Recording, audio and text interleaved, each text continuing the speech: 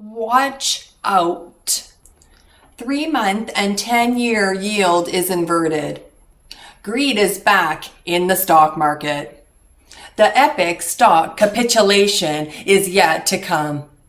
Ever since last Wednesday morning, the yield of the 3-month treasury had surpassed the 10-year treasury.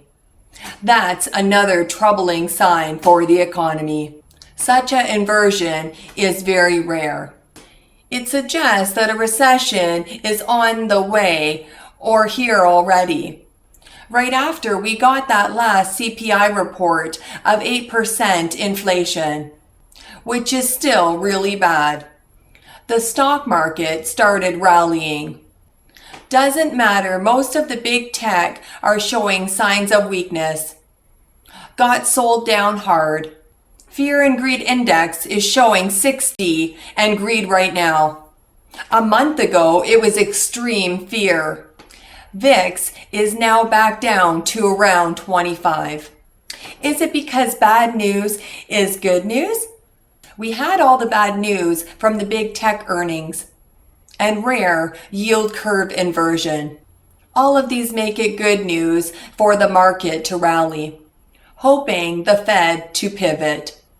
Or are we still expecting an epic stock capitulation coming this year?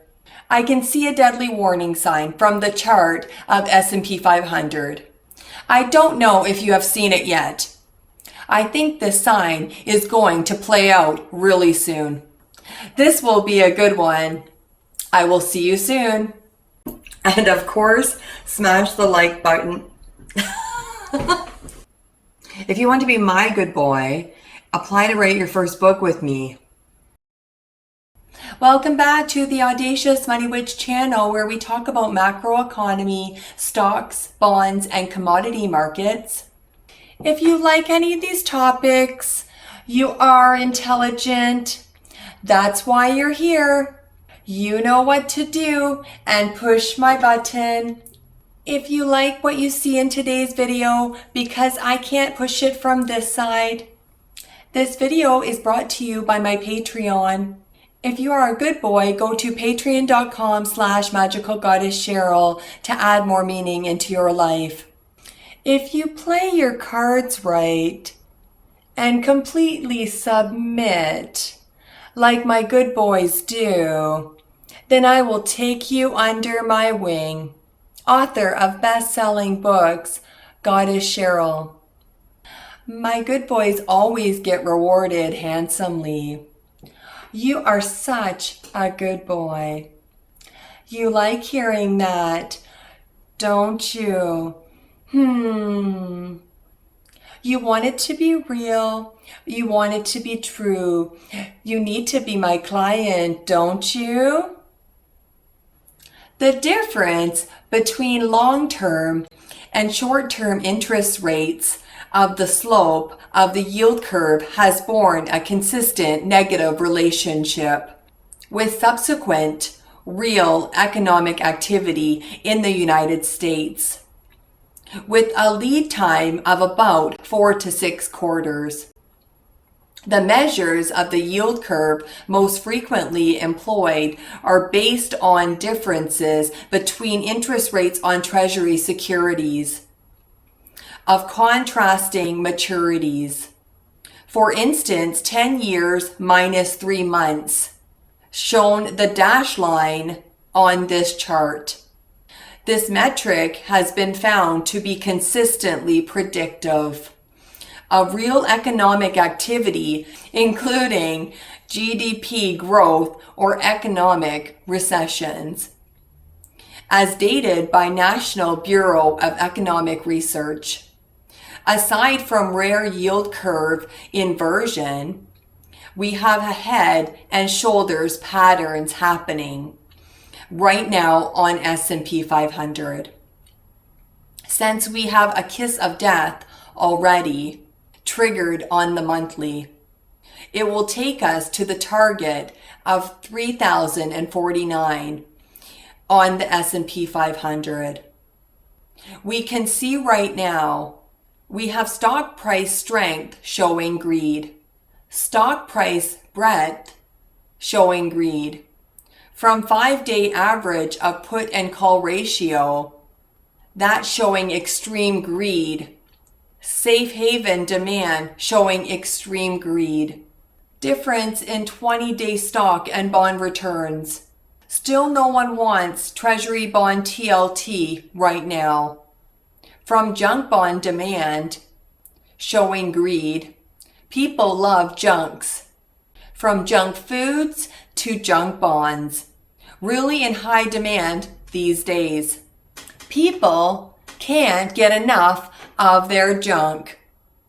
The real decline in stocks has yet to come, as inflation and recession threaten the historic overweight in equities versus bonds.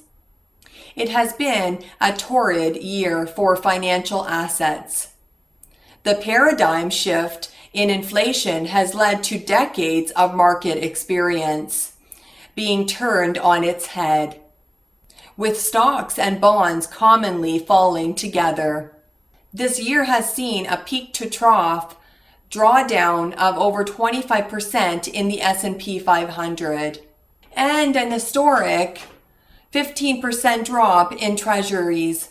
The stock-bond ratio has declined precipitously, but we are likely just getting started. The ratio tends to revert to its mean, but with big overshoots. Those to the upside typically lead to overshoots, to the downside of a similar magnitude.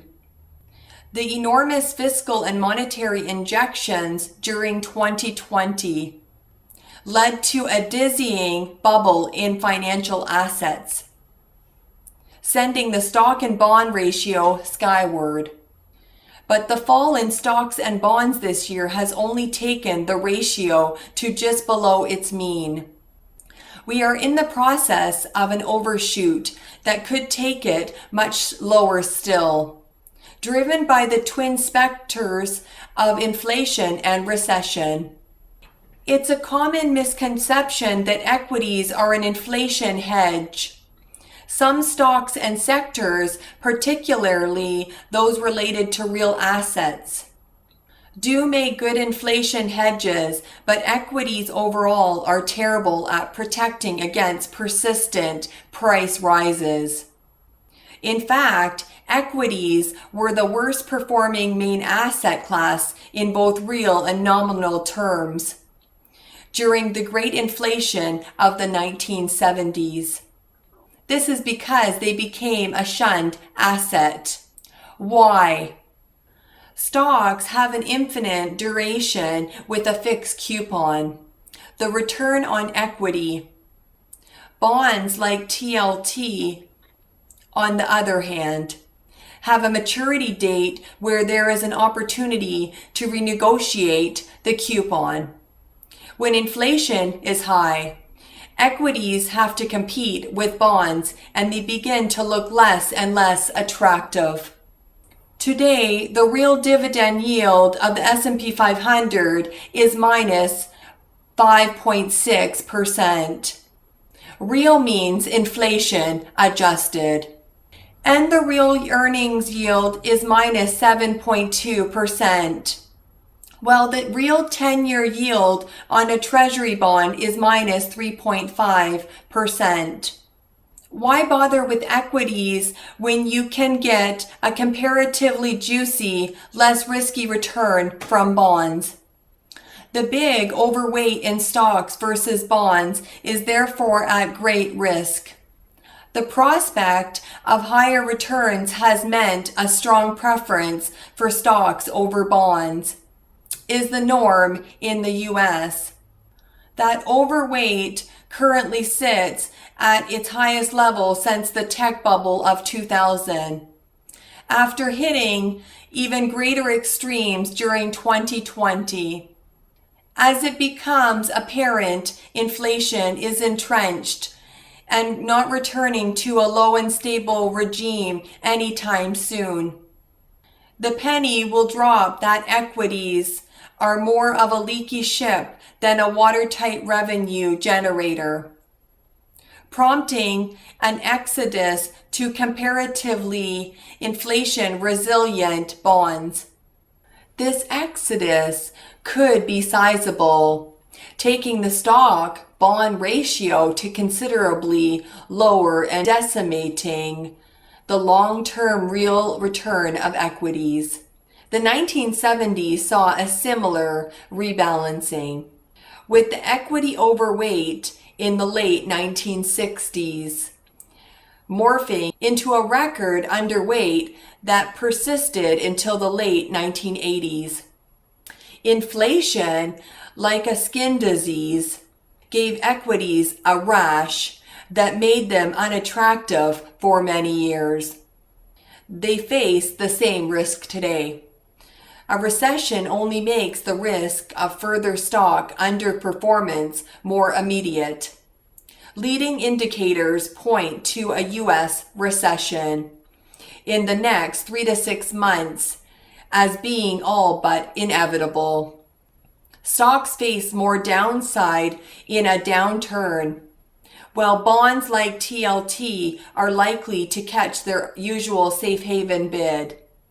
History shows that the stock-bond ratio falls at over a median of over 12% in the 6 months after a recession begins, leaving aside that in real terms both assets are still likely to lose you money.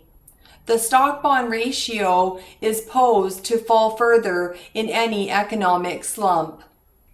Ultimately, though, stocks are more at risk than bonds as governments do not borrow in equity markets.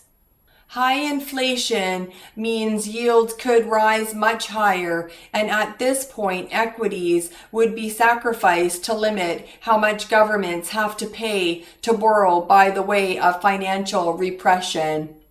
This, later on, may mark the final capitulation in the stock-bond ratio. The long-term outlook for bonds is less than rosy in the current inflation paradigm, but the prospect for stocks is dimmer still. Now I'm going to show you my client Tina Kadish's book, Freedom, 7 Steps to Thrive in Life and Business. Such an amazing book.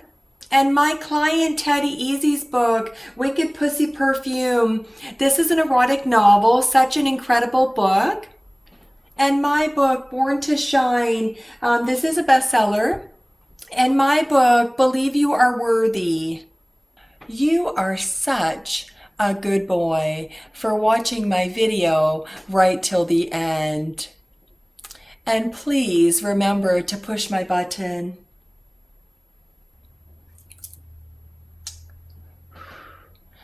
Bye.